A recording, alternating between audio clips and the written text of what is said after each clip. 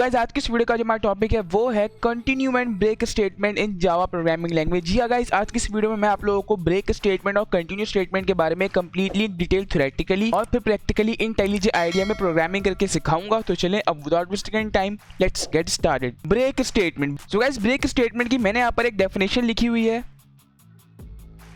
सो मैंने यहाँ पे लिखा हुआ है when a break statement is encountered inside a loop, the loop is immediately terminated and the program control resume and the next statement following the loop. Java break statement is used to break the loop. इस बात का simply मतलब यह है कि कभी कभार हमें कुछ ऐसे प्रोग्राम रन करने पड़ते हैं जिसको बीच में हमें रोकना होता है। फॉर एग्जाम्पल हमने एक लूप चलाया, हमने इस लूप में ये बोला कि हमें नंबर सीक्वेंस प्रिंट करके दो 1 2 10, लेकिन हमने बोल दिया जैसे ही नंबर लूप के बीच में 5 आए, यानी जैसे ही मेरा कंपाइलर लूप को रन करते हुए 5 तक पहुंचे तो सिंपली ब्रेक कर दो। ब्रेक मींस मेरे लूप से बाहर आ जाओ। यहाँ पे लिखा हुआ भी है the Java break statement is used to break the loop, यानी आप एक पॉइंट पे चाहते हो कि ये अब लूप ब्रेक हो जाए, यानी आपने एक लूप बनाया और लूप में ये कह दिया कि जब हमारे पास ये वैल्यू, सपोज मैंने बोला आई की वैल्यू 1 2 लेके 10 तक प्रिंट करनी है, तो मैंने बोला जब हमारा कंपाइलर रन हो रहा हो तो उसमें जब तक वैल्यू जो है 1 से बढ़कर 5 हो जाए तो सिंपली लूप को ब्रेक कर दो। सो आई होप गाइस आपको समझ में आया होगा। इसका सिंपली मतलब ये है कि चलते हुए लूप को अगर हमें ब्रेक करना है, यानी एक लूप ऑन गोइंग है, प्रोग्राम में रन हो रहा है, हम चाहते हैं वो ब्रेक हो जाए और जिस वैल्यू पे हम उसको ब्रेक कर रहे हैं वो ब्रेक हो जाए और हमारा प्रोग्राम एंड हो जाए, तो उसके लिए हम लोग यूज करते हैं ब्रेक स्टेटमेंट का। अब इसका सिंटैक्स ये होता है कि हम लोग इसको यूज करते हैं लूप के अंदर। लूप के अंदर हम लोग बनाते हैं कंडीशन की। कंडीशन ये कि जब भी हमारी ये वैल्यू नंबर 5 तक पहुंचे तो क्या कर दो, सिंपली ब्रेक कर दो। और वो क्या होगा, जैसे ही वो वैल्यू 5 तक पहुंचेगी वो सिंपली ब्रेक कर देगा, मेरे मींस लूप से बाहर आ जाएगा। ये थोड़ा मिलता जुलता होता है स्विच स्टेटमेंट से। स्विच स्टेटमेंट के अंदर भी हमारे पास ब्रेक स्टेटमेंट होती है, तो उस वीडियो के अंदर भी मैंने आपको ब्रेक स्टेटमेंट के बारे में थोड़ा बहुत बताया था। तो अगर आपने वो वीडियो नहीं देखी तो देख लीजिएगा, link is in the description और उसी के साथ साथ उस वीडियो का लिंक ऊपर आई बटन पे शो हो रहा है। तो उस वीडियो के अंदर मैंने आप लोगों को बताया था ब्रेक स्टेटमेंट के बारे में। तो ब्रेक स्टेटमेंट किस तरह से वर्क करता है आज की इस वीडियो में इन डिटेल में आपको बताने वाला हूँ। सो आई होप आपको समझ में आया होगा। अब हम लोग बात कर लेते हैं कंटिन्यू स्टेटमेंट की। कंटिन्यू स्टेटमेंट, यहाँ पर भी मैंने कंटिन्यू स्टेटमेंट की एक डेफिनेशन लिखी हुई है। तो मैंने यहाँ पे लिखा हुआ है continue statement is used in the loop control structure when you need to jump to the next iteration of the loop immediately. It can be used with for loop और a while loop.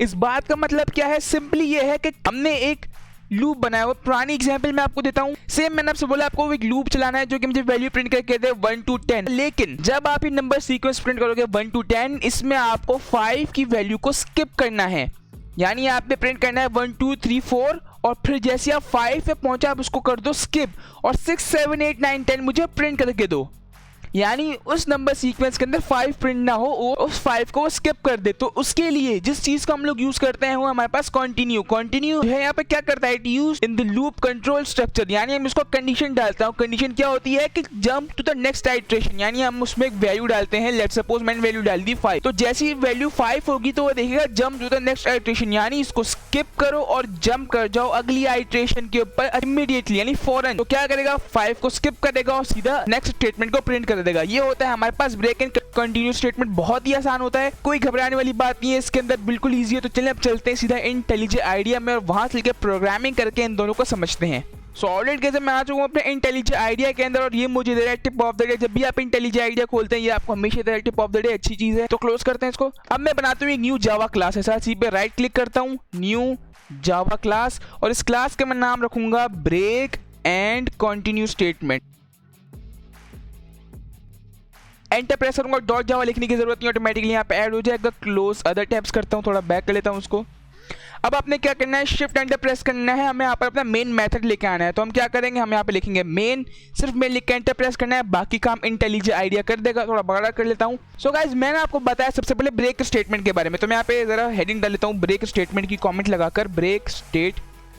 Let's suppose हमें print करना है number sequence 1 to 10, लेकिन हम चाहते हैं कि अगर उस नंबर सीक्वेंस के बीच में 5 आ जाए, यानी यूजर ने प्रोग्राम लिखा प्रिंट करने के लिए 1 to 10 नंबर टेबल, लेकिन हमने बोला कि हमारे पास परमिशन है सिर्फ 5 तक, क्या 5 तक ही प्रिंट कर सकते हो। तो लेकिन इन मिस्टेक अगर उसने लेट्स सपोज 1 to 10 का चला दिया, लेकिन हम चाहते हैं कि वो सिर्फ 5 तक ही रन हो, तो क्या करेंगे, हम लोग लगा देंगे उसमें एक ब्रेक स्टेटमेंट एक कंडीशन के जरिए। और वो कैसे करेंगे मैं आपको समझाता हूँ। हम लोग उसके लिए यूज करेंगे फॉर लूप का। फॉर लूप लगाते हैं तो उसके अंदर हम लोग पहले वैल्यू डिक्लेयर करेंगे इंट आई सेमीकोलन, और फिर हम लेंगे let's suppose i is less than equal to 10, और उसी के साथ साथ int i is equal to, यहाँ पे आई की वैल्यू को 1 डिक्लेयर कर लेते हैं। I is less than equal to 10 semicolon, और फिर I plus plus for incrementation. Enter press करता हूँ, मैं यहाँ पे लिखता हूँ system.out.println, इसके अंदर मैं प्रिंट करता हूँ आई की वैल्यू। लेकिन उसी के साथ साथ मैं चाहता हूं कि जब मेरी आई की वैल्यू जो कि 1 है, जब वो 5 तक पहुंचे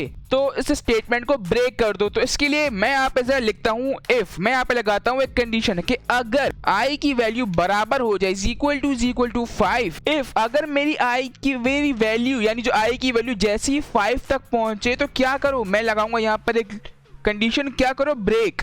और फिर इससे क्या होगा कि जब हमारी आई की वैल्यू जो है 5 तक पहुंचेगी तो 5 यहाँ पे प्रिंट होगा। उसके बाद देखिएगा वो चेक करेगा कि क्या आई की वैल्यू जो है वो 5 है। देखिएगा हाँ, आई की वैल्यू जो है वो लूप में इंक्रीज होकर 5 हो गई है।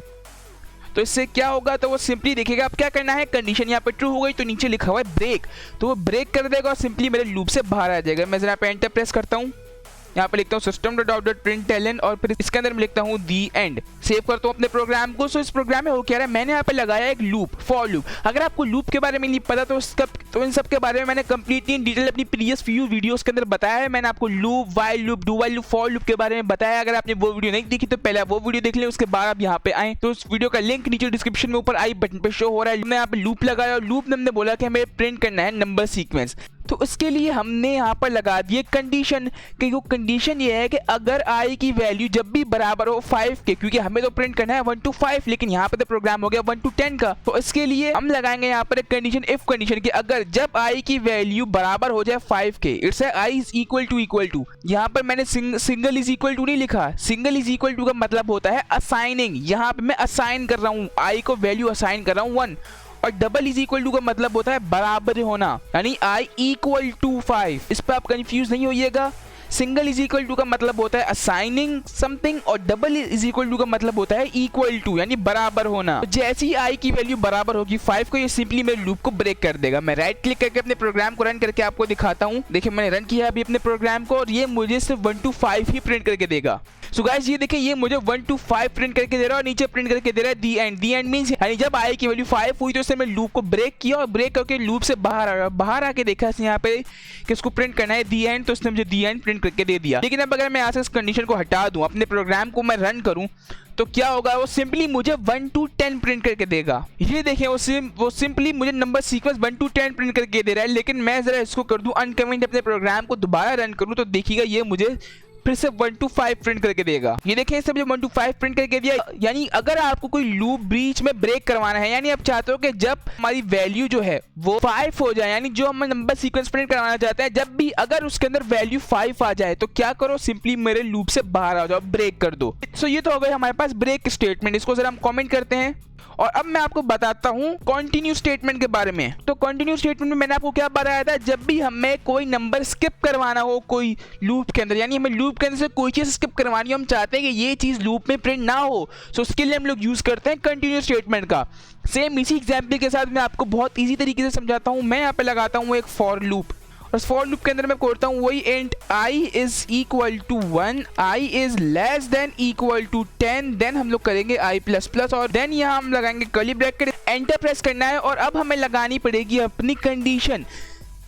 अब मैं कंडीशन पहले क्यों लगा रहा हूँ, सबसे पहले मैं कंडीशन लगाता हूँ, फिर मैं आपको बताता हूँ। वो कंडीशन ये मैं यहाँ पे लिखूंगा आई इज इक्वल टू 5, मैं इसके अंदर लिखूंगा यहाँ पे कंटिन्यू, और फिर मैं क्या करूंगा, मैं एंटर प्रेस करूंगा, फिर मैं यहाँ पे लिखूंगा system.out.println आई। अब मैंने ऐसा क्यों किया, मैंने ऐसा इसलिए किया, तो अब बड़ा करके मैं आपको समझाता हूँ। सबसे पहले मैं कंपाइल रहेगा, लूप को चेक करेगा आई की वैल्यू क्या है, वो कंडीशन ट्रू है। देखिएगा हाँ कंडीशन ट्रू है, आई प्लस प्लस, तो वो क्या करेगा, सिंपली पहले वो चेक करेगा कि क्या ये आई की वैल्यू बराबर तो नहीं है 5 के। देखेगा नहीं ये वैल्यू तो बराबर नहीं है 5 के, तो ये कंडीशन फॉल्स हो गई। तो सिंपली क्या करेगा, वो आगे मूव करके मुझे आई की वैल्यू जो कि पहले 1 थी प्रिंट करके देगा। फिर होगी उसमें इंक्रीमेंटेशन, इंक्रीमेंट होगा वैल्यू 2 होगी, ये चेक होगा और फिर यहाँ पे कंडीशन दोबारा फॉल्स हो जाएगी। तो सिंपली कंडीशन से बाहर आएगा, वो लूप से बाहर नहीं आएगा, वो कंडीशन से बाहर आके उसको प्रिंट कर देगा। और फिर ऐसा होता रहेगा जब आई की वैल्यू मेरे पास यहाँ पर 5 होगी तो 5 को चेक करेगा कि यार कंडीशन यहाँ पर ट्रू होगी। कंडीशन ट्रू हुई तो वो लूप के अंदर एंटर करेगा और वो चेक करेगा ये वाली कंडीशन, इफ कंडीशन। तो कहेगा यहाँ पर इफ कंडीशन क्या ट्रू है, तो हाँ यहाँ पर अब ये इफ कंडीशन हो गई मेरे पास ट्रू। तो वो क्या करेगा, वो करेगा कंटिन्यू, यानी वो मेरे कंपाइलर को बोलेगा इसको छोड़ दो, यानी जो 5 वैल्यू है इसको स्किप कर दो, दोबारा चले जाओ लूप के पास। यानी वो 5 को प्रिंट नहीं कर देगा, वो बोलेगा भाई यहाँ पे मेरे पास हो गई कंडीशन ट्रू, तो तुम इस बारी system.out.println को छोड़ दो और दोबारा चले जाओ वैल्यू को 6 लेकर। सो आई होप आपको समझ में आया होगा। दोबारा बताता हूँ, जैसी आई की वैल्यू 5 होगी वो बोलेगा कंटिन्यू। कंटिन्यू मींस आई को छोड़ दो और आगे कंटिन्यू कर जाओ, आगे बढ़ जाओ। तो आई की वैल्यू जो 5 थी उसको प्रिंट नहीं करेगा और आगे बढ़ जाएगा। आगे बढ़ के वैल्यू यहाँ पर आई प्लस प्लस से 6 हो जाएगी, कंडीशन ट्रू होगी। उसके बाद ये कंडीशन चेक होगी, यहाँ पे कंडीशन फॉल्स हो जाएगी। सिंपली मेरे इस कंडीशन से बाहर आकर मुझे आई की वैल्यू जो 6 वो प्रिंट करके देता रहेगा और फिर ये लूप एंड होगा मेरे पास 10 पे जाकर। सो आई होप आपको समझ में आया होगा। मैं आपको प्रोग्राम जरा रन करके दिखाता हूँ और देखिए मुझे 5 प्रिंट होके नहीं मिलेगा। सो ये देखिए गाइस, यहाँ पर मुझे 5 प्रिंट होके नहीं मिल रहा। लेकिन अगर मैं आपको समझाने के लिए जरा इसको यहाँ से कॉपी करता हूँ और मैं इसको यहाँ पे पेस्ट करता हूँ, इसको जरा यहाँ पे कॉमेंट करता हूँ, तो देखिए क्या होगा। मैं रन करता हूँ अपने प्रोग्राम को, तो देखें ये मुझे 5 भी प्रिंट करके दे रहा है। 5 तो प्रिंट करके क्यों दे रहा है, 5 तो था ही नहीं। मैं कंटिन्यू का मतलब तो यही होता है कि 5 को छोड़ दो, वो इसलिए प्रिंट करके दे रहा है क्योंकि हमने यहाँ पर पहले ही लिख दिया system.out.println, वो तो लाइन वाइज चलेगा। वैल्यू 5 हो गई, देखेगा क्या ये कंडीशन ट्रू है, देखेगा हाँ ट्रू है, तो क्या करेगा वो सिंपली मेरे 5 को प्रिंट कर देगा और फिर वो कंडीशन चेक करेगा। और यहाँ पर तो अब ये कंडीशन चेक करने का कोई फायदा ही नहीं है क्योंकि ये तो ट्रू हो गई है, तो इसलिए देखिएगा तो इसने तो यहाँ पर प्रिंट कर दिया 5 को, तो कंडीशन इसके पास चेक ही नहीं होगी, वो दोबारा चला जाएगा मेरे लूप के पास। तो इसीलिए हम लोग इसको लिखते हैं एंड में। तो यहाँ पे मैं लिखता हूँ, उसको मैं कर देता हूँ 5 से हटाकर 8। अपने प्रोग्राम को मैं रन करता हूँ और देखिएगा अब 8 मुझे प्रिंट होके नहीं मिलेगा। तो ये देखिए गाइस, यहाँ पर 8 मुझे प्रिंट होके नहीं मिला। गाइस ये थी आज की वीडियो। ये होता है हमारे पास continue and break statement. I hope आपको समझ में आया होगा। अगर आया हो तो इस वीडियो को लाइक लाजमी कीजिएगा। लेटर ऑन ऐसी जावा और प्रोग्रामिंग से रिलेटेड वीडियो से अपडेटेड रहने के लिए मेरे चैनल को सब्सक्राइब करके बेल नोटिफिकेशन को ऑल पे कर लें ताकि मैं जब भी कोई न्यू वीडियो अपलोड करूँ तो उसका लिंक आपके पास सबसे पहले पहुंचे। एंड गाइस अगर आपको नहीं पता कि ये पूरा जावा कोर्स है जिसके अंदर मैं जावा प्रोग्रामिंग को स्टार्टिंग से लेकर एंड तक बिल्कुल सीखने वाला पढ़ा रहा हूँ, तो जी हाँ ये कोर्स है, इसकी मैंने एक प्लेलिस्ट बनाई है। तो ये है वो प्लेलिस्ट। इस प्लेलिस्ट के अंदर मैं जावा प्रोग्रामिंग को स्टार्टिंग से एंड तक बिल्कुल सीखने वाला पढ़ा रहा हूँ। मैं इस प्लेलिस्ट के अंदर डेली बेसिस पर वीडियोस अपलोड कर रहा हूँ और ये वीडियो भी इसी प्लेलिस्ट का हिस्सा है। और अगर आप जावा प्रोग्रामिंग को स्टार्टिंग से लेकर एंड तक पढ़ना चाहते हैं तो इस प्लेलिस्ट को सेव कर ले, यहाँ क्लिक करके इस प्लेलिस्ट को अपने पास सेव कर ले। उसी के साथ साथ इस प्लेलिस्ट का लिंक नीचे डिस्क्रिप्शन में ऊपर आई बटन पे शो हो रहा है। तो चलेगा इस अभी तक के लिए बस इतना ही। मैं मिलता हूँ आपसे अगली वीडियो में, तब तक के लिए thanks for watching and don't forget to subscribe.